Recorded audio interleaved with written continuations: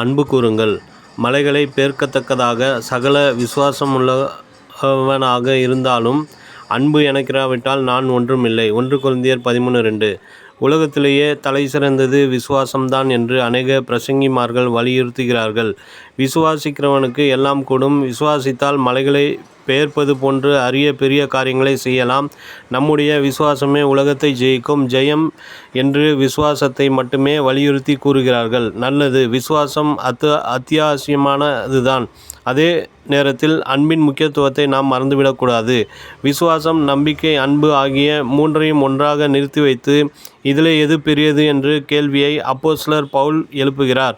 ஒருவேளை இதே கேள்வியை என்னிடத்தில் யாரும் கேட்டால் ஒரு வினாடி கூட தாமதியாமல் அன்பே பெரியது என்று பதில் கொடுப்பேன். 1 கொரிந்தியர் 13:13. ஒருமுறை ஒரு நியாயஸ்திரீ இயேசுவினிடத்தில் வந்து, போதகரே, நியாயப்பிரமாணத்திலுள்ள கற்பனைகளிலேயே எந்த கற்பனை பிரதானமானது என்று 10 கற்பனைகளையும் நினைவுபடுத்தி கேட்டான்.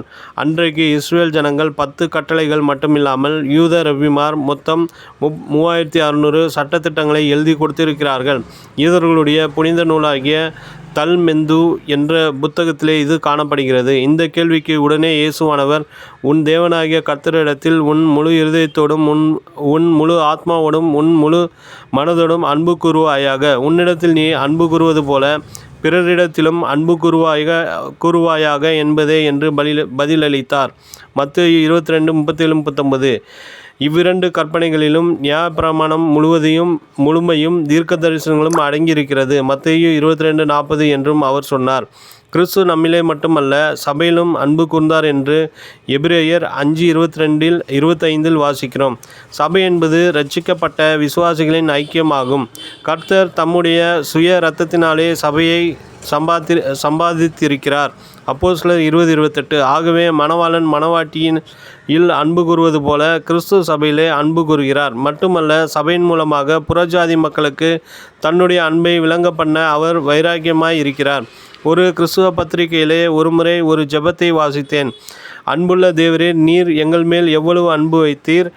நாங்கள் ஒருவரோடொருவர் அன்பாய் இருக்க வேண்டும் என்று போதித்தருளினீர். ஆனால் உம்முடைய பிள்ளைகளாகிய நாங்களோ அன்புக்கு பதிலாக பகையையும் பாசத்துக்கு பதிலாக பிரிவினையையும் விட்டு கொடுத்தலுக்கு பதிலாக பிடிவாதத்தையும் மனதுருக்கத்துக்கு பதிலாக பொறாமையும் எரிச்சலையும் கை கொண்டு வருகிறோம். தேவனே, இந்த நிலைமையை மாற்றி உம்முடைய மகத்துவ அன்பினால் எங்களை நிரப்பியருளும். அன்பு என்னும் கயிற்றினால் எங்களை கட்டி இழுத்தருளும் என்று எழுதப்பட்டிருந்தது. தேவப்பிள்ளைகளே, எத்தனை அருமையான ஜெபம் இது! நினைவிற்கு, அன்பினால் ஒருவரையொருவர் தாங்கி சமாதான கட்டினால் ஆவியின் ஒருமையை காத்து கொள்வதற்கு ஜாக்கிரதையாயிருங்கள். எபேசியர் 4:2-3.